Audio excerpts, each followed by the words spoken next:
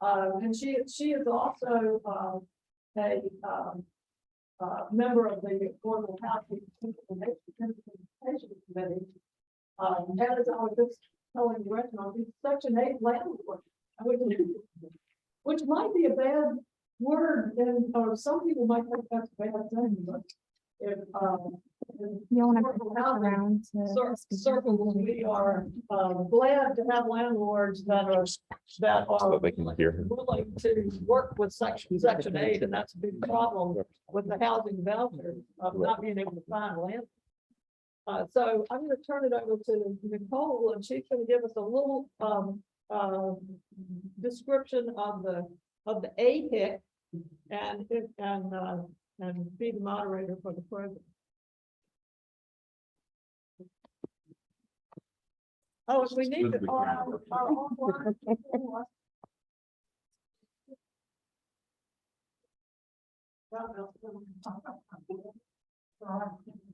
Hello, can everybody hear me okay online?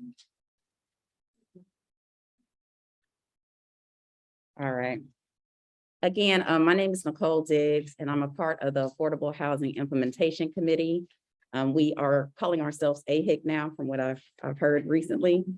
So the purpose of this committee is to advise the Community Development Department on the implementation of the Affordable Housing Implementation Plan, including the Affordable Housing Bond that was passed in November of 2019. So as a committee, we guarantee transparency and accountability in the city's expenditure of bond funds. We review expenditures with particular focus on housing construction, job transportation, training, and the inclusion of minority and women contractors to ensure the city meets its intended goal. We provide feedback and guidance on the city's communications to the public about the progress on the implementation. Okay, sorry, technical things happen. So we provide feedback and guidance on the city's communications to the public about the progress on the implementation of the housing investment program. And we provide briefings to council every 6 months regarding the committee activities of the Affordable Housing Plan. Our membership includes our committee co-chairs, who are Diane Katati and Tiffany Elder, 6 at-large representatives, 3 representatives of Durham Housing Authority properties, and 5 specified representatives from the community. Just want to put a little plug out there.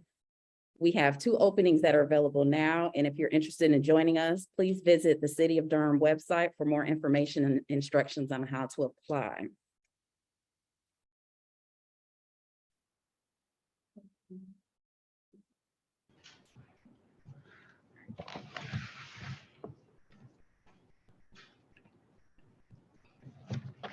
So you all should. All right, can everybody still hear me? Thumbs up? Okay, all right. I also have the pleasure of introducing our presenter for today's program. We are excited to have Mr. Reginald Johnson with us today to talk about the city's 5-year affordable housing plan. Reginald serves as the director of the Department of Community Development in Durham. He was appointed in this position in November of, I put 2021, but I'm pretty sure that is not correct. 27, I think it's 2017. 2012. Okay, I got the numbers mixed up. Sometimes you have to read through your notes before you start presenting. After he serves as the interim director, the department's mission is to foster safe, decent, and sustainable neighborhoods and enhance the housing quality and affordability for Durham residents.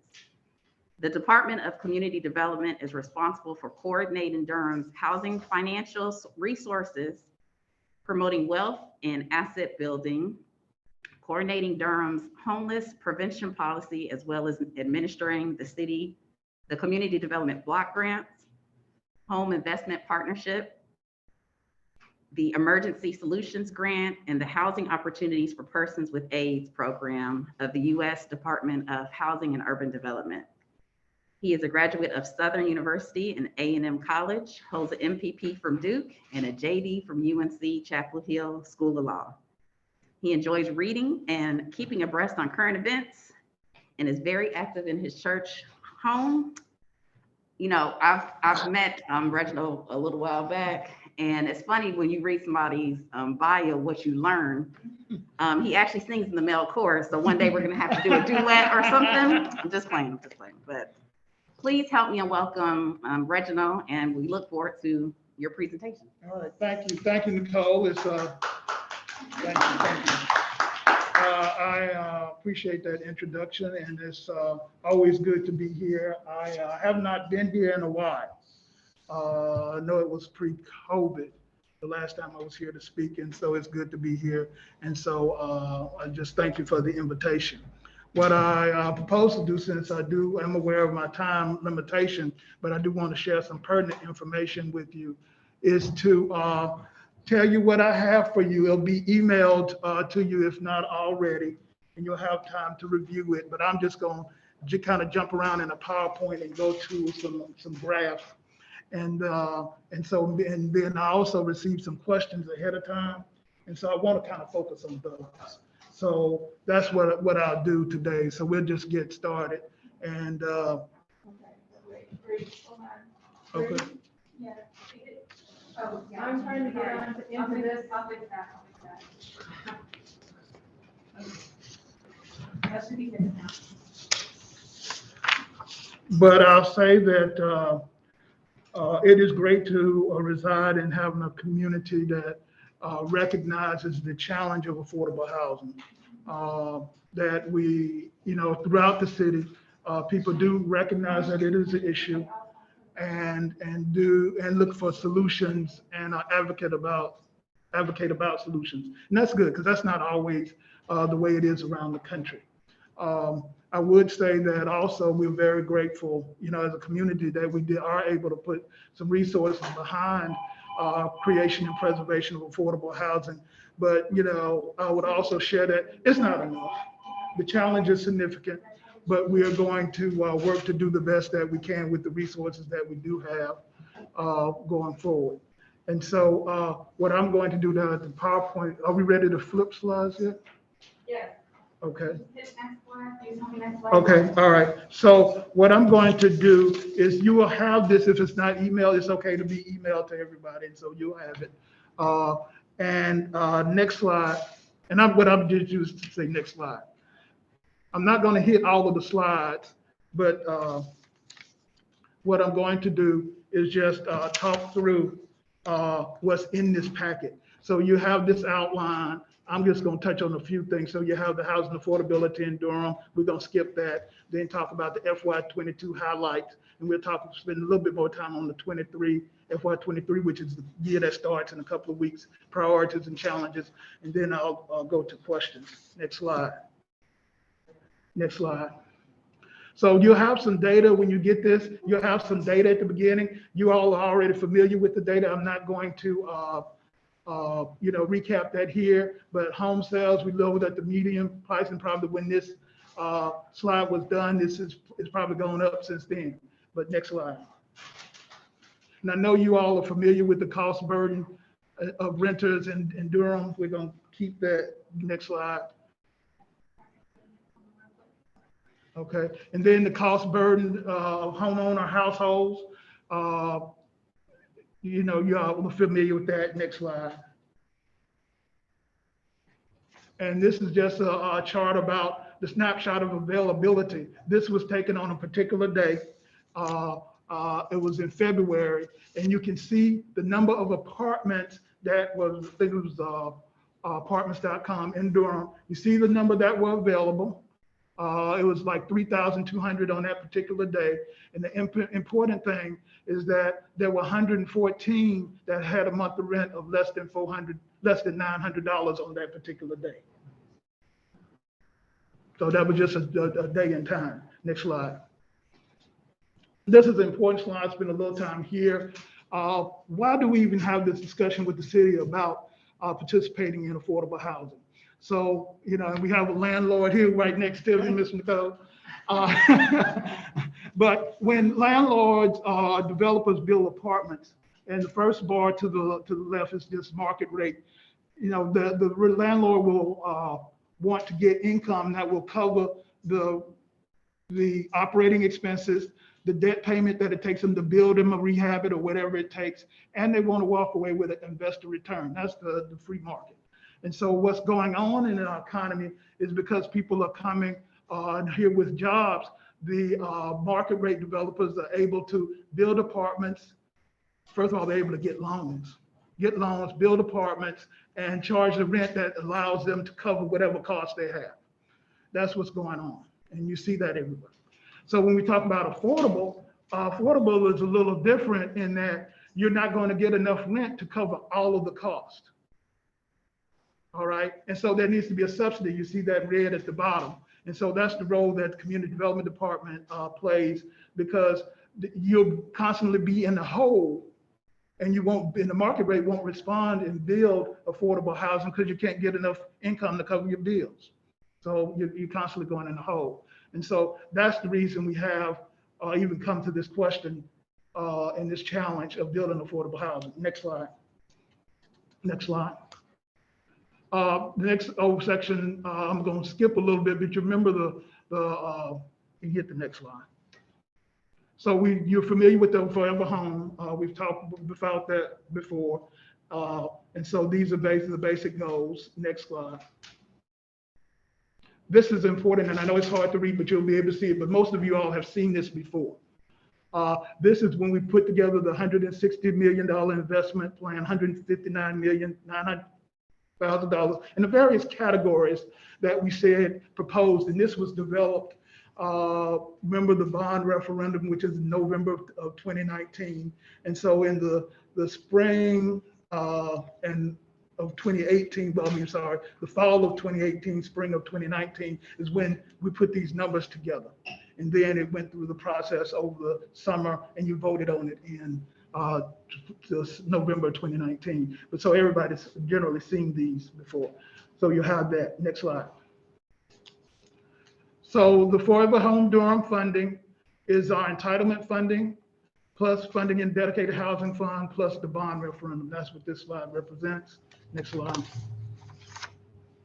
And then there's some funding that's not in Forever Home Durham. So you have the 160 million. I'm working with my finance people because they want to say, rightly so, 159.9. Not 100, because it's not 160 million.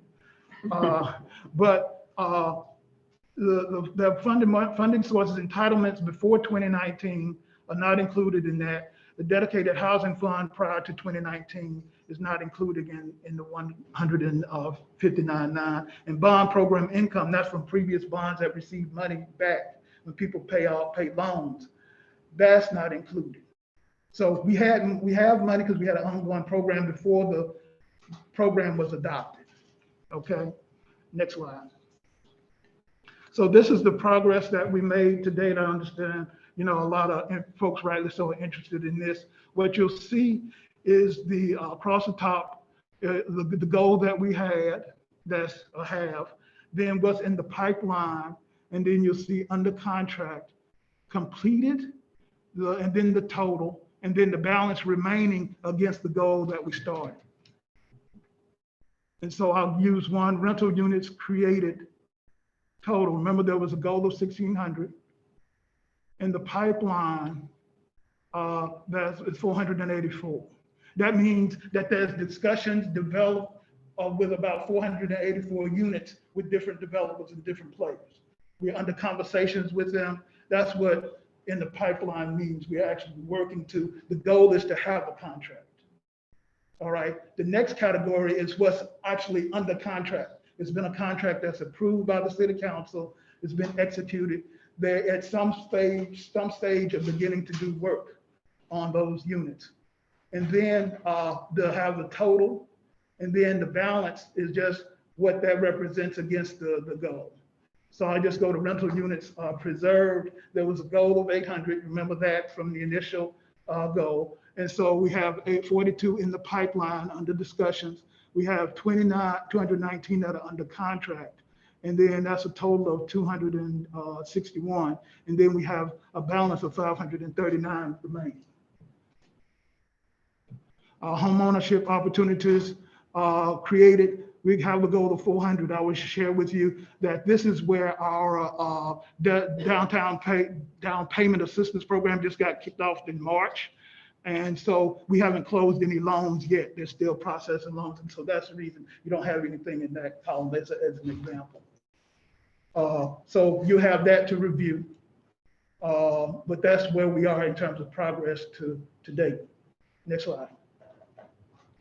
I'll talk about the financial overview, but this upcoming year, we're trying to have programs totaling about $38.5 million that we're going to go for this year. And a lot of that increase over the previous years in multifamily production, preservation, neighborhood stabilization, and homelessness services. Next slide. So this, I'm not gonna go through this, but this is a list of actual projects that we have. And so you can go through this. Some of you may know, I just picked the first one, J.J. Henderson New Construction. J.J. Henderson is, you familiar with the tower that's down with the Durham Housing Authority. They have doing a renovation of that tower, but they're also building some new units. And that's under construction now. And that's a total of 80 units.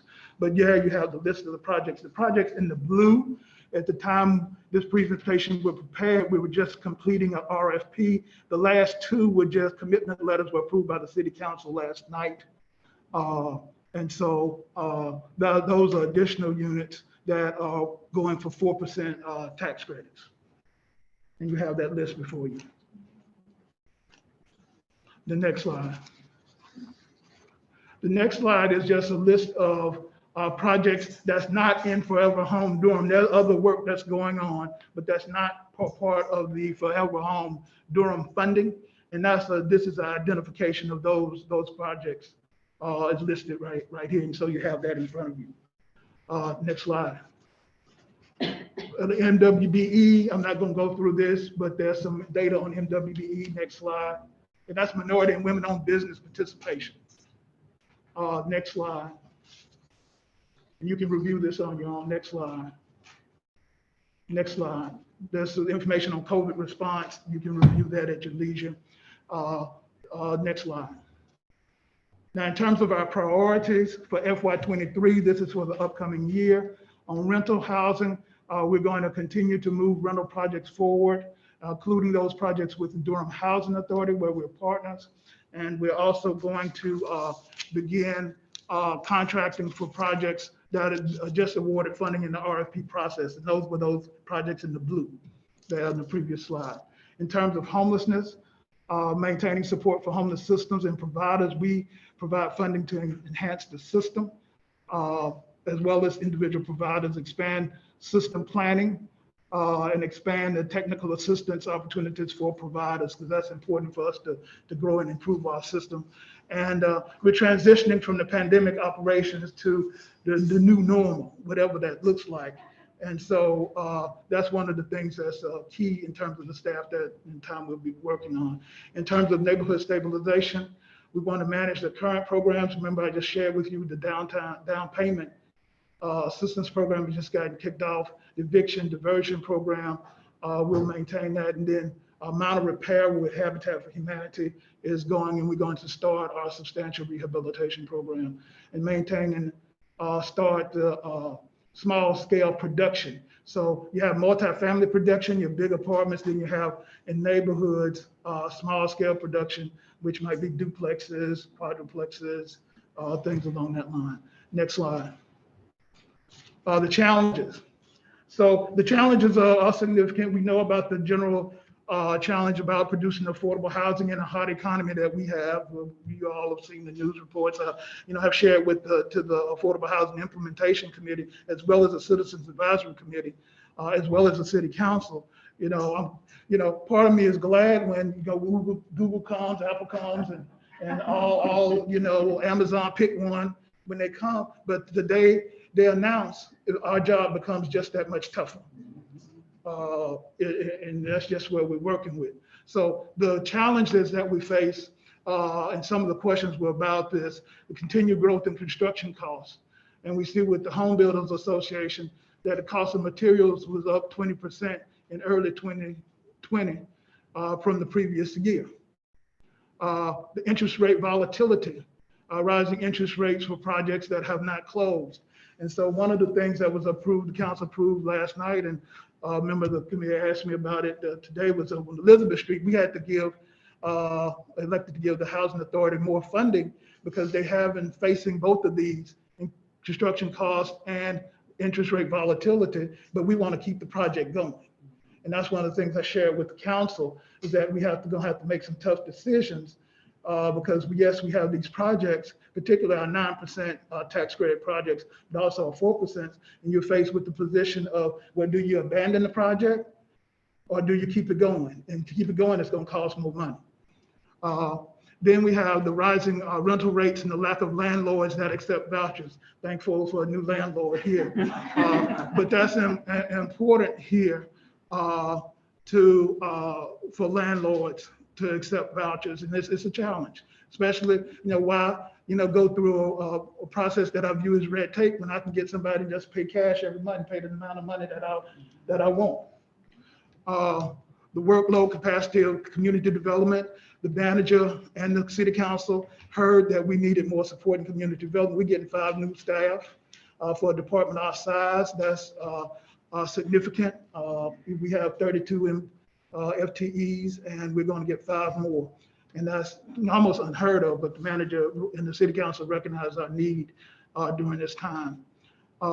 We terminated the lead remediation program, ran into some challenge with that, and we're going to face some recaptures of some funds, but we'll be able to handle that outside of Forever Home Durham. Next slide. Then the nature of development projects. The interesting thing is that in the expectation, people just want to have a unit to move in. Give me the key and I can stay there and lay my head there. Well, but the challenge is there's a lot that goes on to get to that point before that. And there are a lot of risks associated, meaning deals can fall apart. We can deal with interest rates increase that affect deals. Sometimes you have environmental reviews that, this is and I've lived that time is money. So when you run into some challenges and that lengthens out the time, that also increases the money and the challenge on the project. And then the other thing, while I'm not talking about COVID impacts here in detail, COVID-19, has impacted contractor availability, has affected subcontractor availability. We talk about the supply chain disruptions, and about all of the ships outside of the Port of Los Angeles and all of that, and that affects the cost. And then project schedules, that's what I just talked about. Next slide.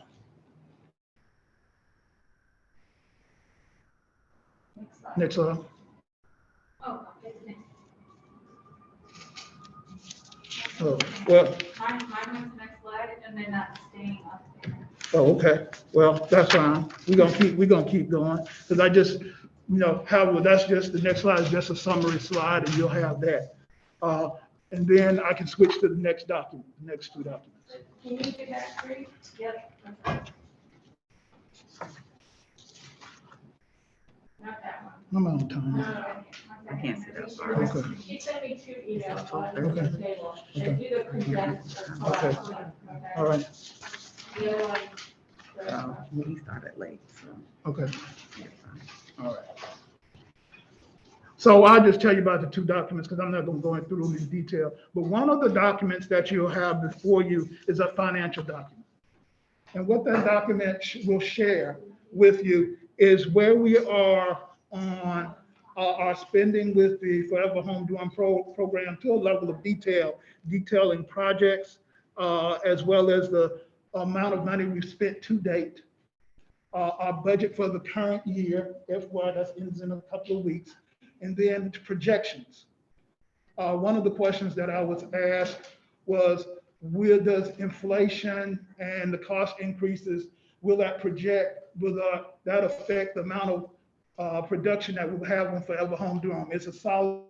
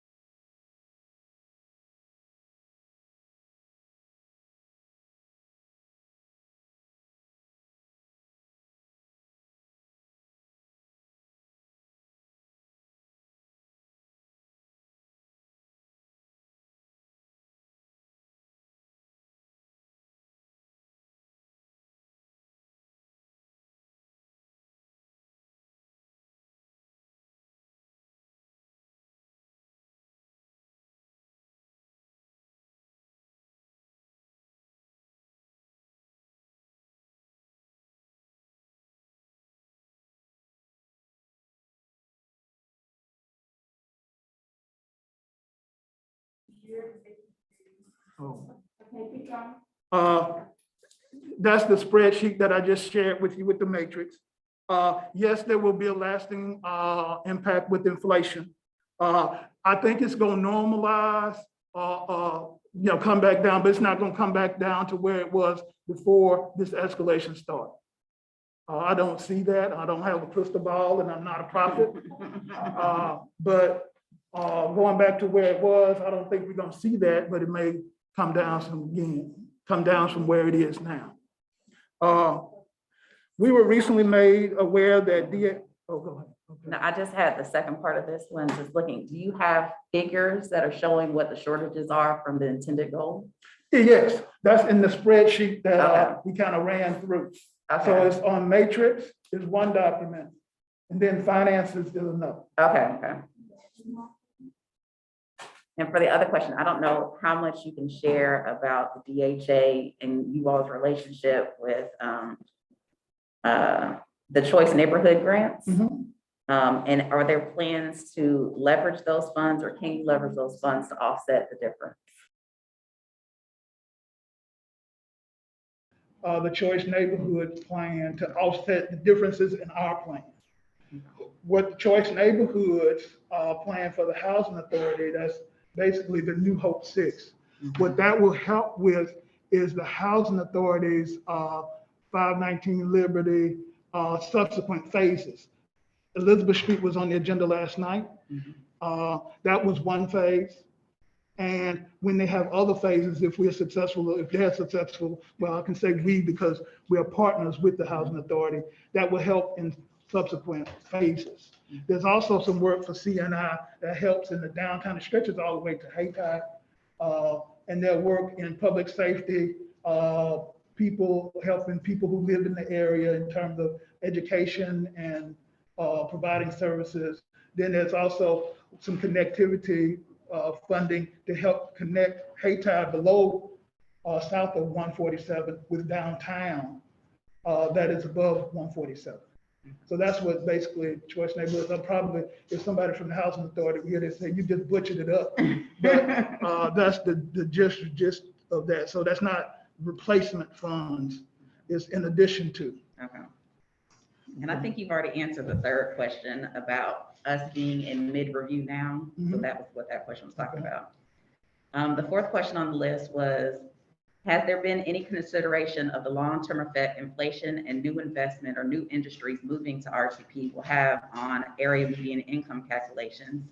And this kind of stems from the question that was asked in the last AHIC meeting about how when new investment is coming in with higher paying jobs, how that can skew the numbers, where people were originally in the 80% AMI category and shifting to 60%, and the 60% is shifting to 30%.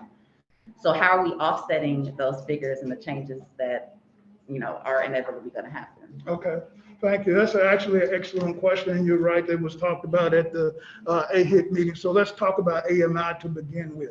So AMI, area, which is area median income, is what's the median income, the middle? Or you asked me to pause? Oh, okay. We have some questions. Just want to make sure we get a few questions from the chat. Okay. And Bree has questions from the chat. Okay. We need, if we could go over, say, 10 minutes because of technical difficulties, that we will, have another 5 minutes or so for finishing up with the questions, 5 or 10 minutes. Okay. I'm gonna unmute Terry and see if we can hear him. If we can't, he's gonna try to,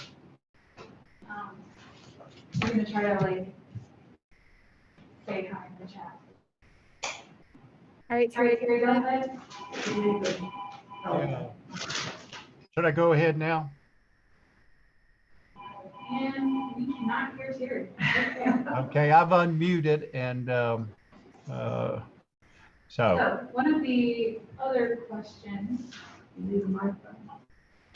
I have a question. Is that, or is this not the time? Yes, a question? Okay, we also do have two questions on the chat that are going. So you want me to? Yeah. I got it. Loudly. Buy me a new computer. Okay, so, so Rita McDaniel asked, outside of subsidies, are there any rental housing, is there any rental housing based on income? So I understand the question to be, is there any housing?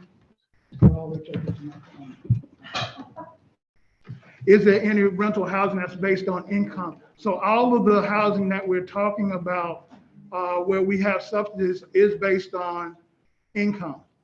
Because one, that's particularly when you're using federal funds, that is a must. And then for the city involvement to be using local dollars, it does have to service persons to be legal to be 80% or below. So it is income based, if I understand the question correctly.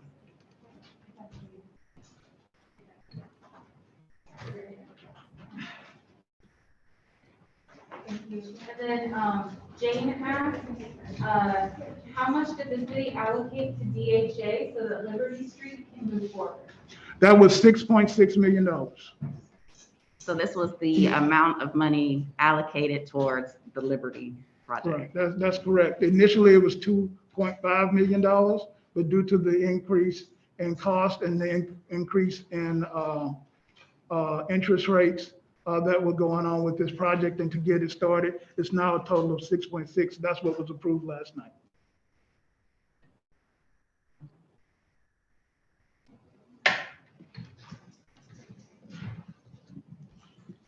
My question may be a little bit redundant because I'm sure it was answered partly with his question, but I've been in Pilgrim Church for years, and since 2004, we've had a program there that's the Reconciliation and Reentry Program for ex-prisoners. And the two biggest problems that we have run into throughout this whole time has been, of course, housing and jobs.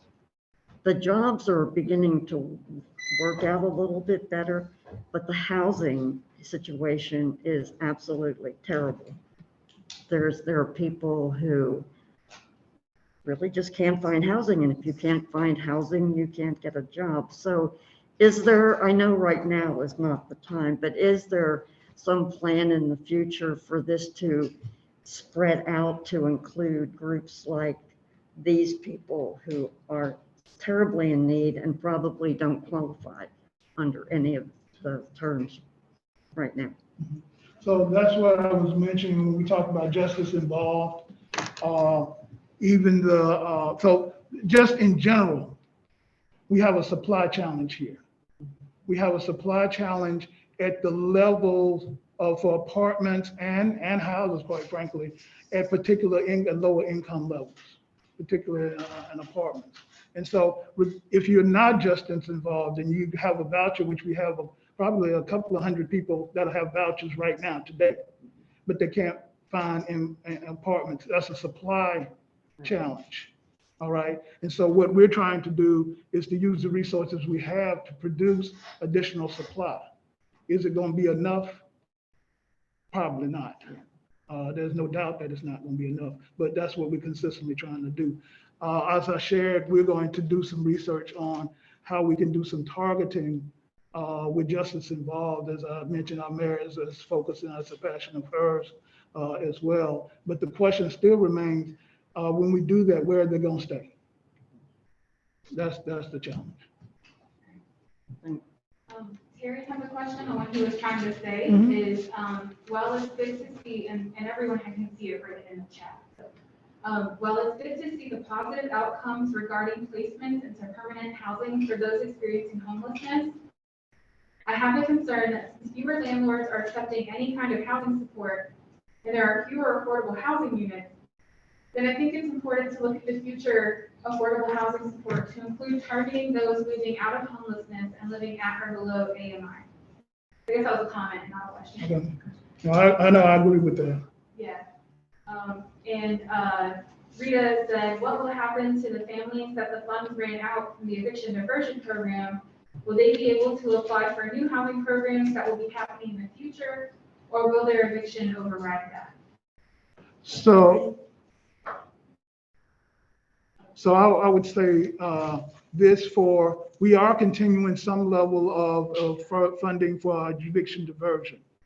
The legal aid of North Carolina is doing a pretty good job with what they've been able to do. Are they able to serve everyone? The answer is no. Will there be programs? We will have programs, but the question is, how do we have housing? That's really what the challenge is, because the program is one thing. We have programs now, for example, vouchers through the Housing Authority, but where's the supply to use it, actually make it effective? And that's the challenge that we're working on. Thank you. And Terry followed up with, does community development for the AHIC have plans, or are they addressing this concern? So I would say the answer is yes, we are addressing it. The question that I've shared, with many is, will it be solved? And I think that's what the question is. And the answer is, we probably don't have the resources to solve it, because as I've shared, for us with Durham alone, it would take billions with a B to solve it. That's just the reality. And just to give an order of magnitude, the Housing Authority program for just the downtown plan is $500 million. That's not all of their portfolio. Okay, the city budget that was just adopted last night was $500 million, 500 million. So I just want to give an order, so you could go with no police, no fire, no inspections, no all that for a year and still not have enough money to do it. I mean, that's the reality that we're facing. Do you have a question to the back? Can you come up to the mic? Sorry, I don't want to lean. I'm with Habitat for Humanity, and we spoke about the partnership as far as, I'm guessing, repairs. Can you just speak a little bit more to that? Because we get a lot of people calling, elderly people, about the repairs program, and there haven't been funds for a little bit. So I didn't know if that's what you were touching on, and if so, could you speak a little bit more about that? Yes, so the Habitat for Humanity is our vendor for our minor repair program. Minor repair program does repairs to seniors and disabled, houses up to $9,500. And Habitat is the vendor, so people apply to Habitat for Humanity and they administer those funds for us. And then they're also serving as the intake for the substantial rehabilitation program. Substantial rehabilitation program can go up to $50,000. And we're projected to do at least 10 of those this upcoming year. Habitat doesn't do those. We administer, with community development, administers those directly. But Habitat does the application intake. Okay.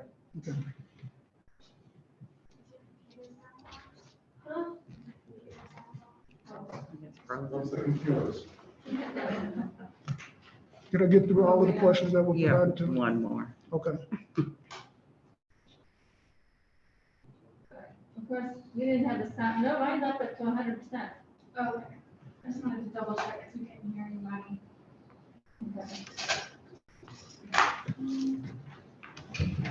Okay, I have one last question that was submitted. What are the needs for affordable housing for households less than 30% of AMI and less than 60% of AMI? What strategies is the city using to fill these gaps? How is the city partnering to expand housing resources? And is it possible to find other funding opportunities for homeless programs, rental assistance, and preserving home ownership like the CARES Act? Okay, so I would say that one of the priorities that we had that was changed with the council was to focus on rental housing 50% below AMI, 50% and below. That's one of the reasons that the city has a partnership, and the partnership we have with the Housing Authority, because 40% of the income-based housing in the city is under the jurisdiction of the Housing Authority. So one of the things, the community development did, there's no way to be able to, say, attack the problem without being a partner with the major provider of housing at that space. And the housing authority is in need of updating, renovating, tearing down its spaces. And what I don't want, and I'm very passionate about this, is for all the people that will be here in Durham after everybody in here is gone. And they're stuck with a bill and a housing authority with 40% of the spaces. That's an albatross around our neck. Those they won't pay they won't do it. We all human. And so it's better for us to work to bite the bullet as best we can now. That's the reason we're partnering with the housing authority. That hadn't always been the case with the city. We partner with them, but not to the degree at those income levels. And, when we talk about 30% AMI, that's basically Social Security check. And we all know what's going on here with the economy, where you have limited spaces that you can rent. And so that's the challenge. So all of these different things are different ways and tools that we're trying to use to attack this problem. But it comes down to a money issue in terms of producing. But the reality is, it's a jobs problem. That's where it is. That's not under our purview. But and we're actually partnering with the Office of Economic and Workforce Development to create some jobs programs to help people improve their skill set so they can move up and get better jobs and have skills. But that's really what the challenge is. But, we're working as best we can with the resources we have. Do we need additional resources? Probably so. But, in terms of accountability, what we have to do is be accountable for the ones that we have now. Because before we come back and ask for more. Yeah. I want to make a comment. Can I do that before we switch? Yeah. Do you want to get on the mic? Will I be heard on this or? You'll be heard on, okay, all right, so, like I said at the last meeting, I'm a retired academic and I have been tracking this whole thing since Karen Lotto was first hired as a consultant to do the sort of broad vision plan. And I've had a chance I've written 2 papers and presented the work over that period of time, which is, I think, going on 7 years now. And I have to say that when we got to the point of that chart that you showed that it was 1 page in multicolors of what was going to go into the bond, I thought, that's great. But Lord of mercy, how are we ever going to do this? So it's really great, Reginald, to hear all the detail, because there's so much going on. And, every day we wake up and we read in the paper, like you referenced, that it just gets worse and worse and worse. But the truth is, the city is doing a huge, in addition to the housing authority and other nonprofits, doing a huge amount of work in all these different tentacles of people and organizations that are participating. So I take my hat off to you. Thank you. Thank you very much for that Thank you. presentation. Thank Makes you. me feel a lot better. Have to thank you for your answers and thank you for your work. Okay. So I wanted to Thank share you. that. There's a lot of thank yous. Okay, thank you. I appreciate you listening. Thank you so much. I think we're going to move along with the program. Thank you all for staying with us for a little bit longer. The next item on the agenda is the eviction prevention update from Larissa Seville. Seibel, I apologize. Hi, can you hear me? Larissa, we can't hear you. Hello, can you hear me? She did unmute herself, but I don't know why the sound isn't working between the TV and computer. There's no volume button on here. Sorry. I don't use Roku. Thank you. Larissa, can you talk again, please? Hello, can you hear me? Hello?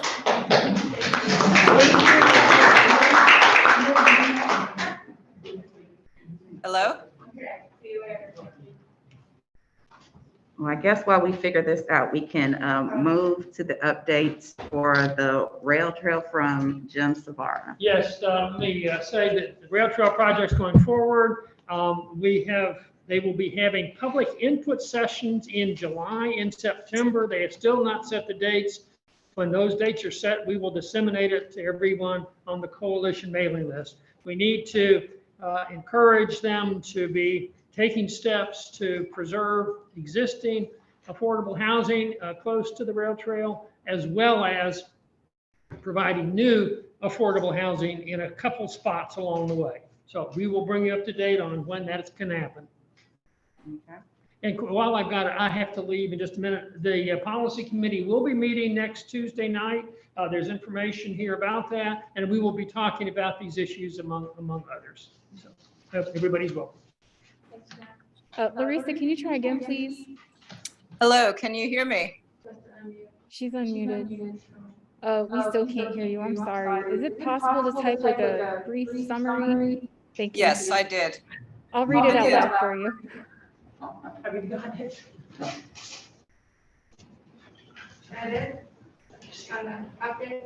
Next, we have Becky Winders with the comprehensive plan. So the planning department has been having outreach meetings and ask the planner sessions and information on the comprehensive plan for a couple of months now. There was one at Walltown listed on Walltown on June 13th. And I wondered if there's anybody from Walltown. I wanted to ask if there's anybody from Walltown here who went to the meeting and would like to report on it. But I think we can't get any sound there, and we better give up on that. But You can use my laptop. can you hear? Can you? I don't know whether there's anybody here. Yeah, I'm the only one and I didn't go. Yeah. Okay, so June 30th is the deadline for filling out the survey to put in your comments and about the current draft of the policies for the plan. This is like the second phase. We have the goals and issues and goals at first, and now we're doing policies. And then and you need to send in your input by June 30th to get it for the planning department to kind of compile it into their final draft, which they will then take through the process this fall of going to the planning commission and the city council and the county commissioners before they adopt the final plan. And we will have a coalition meeting about the plan in August. And I hope there could be some conversation about a policy meeting too. So it's actually, this is a chance to get some points into the legal structure that the city council has to use when they make decisions on rezoning. And we could strengthen their ability to say, to require community benefits or neighborhood planning and things that we're interested in, if we could get it into the comprehensive plan. Thank you, Becky. Larissa said county social services eviction diversion funds and then put the phone number. And I think that was her main thing she wanted to convey.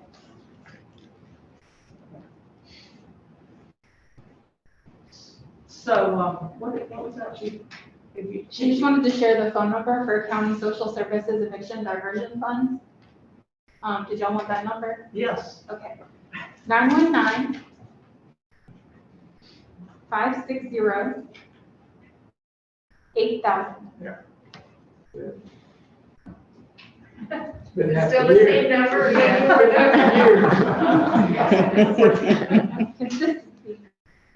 So, and I want to thank Nicole for being the moderator of the program, and sorry, and Marcia gave a very nice thank you to Reginald before he left. Our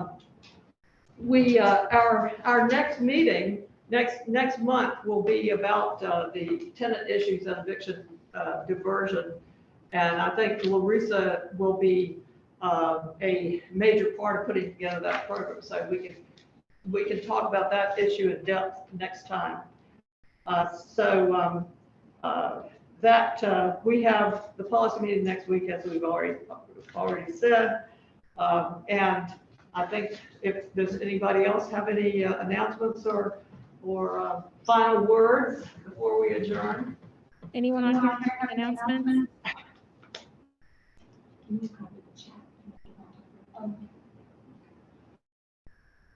But thank you so much for your patience with our technical difficulties, and we will get better at doing this or figure out something a way to do it some other way. And thank everybody for coming, and we hope to see you next month. Legal Aid and DSS has a meeting on July 14th, just pre-recess. Okay.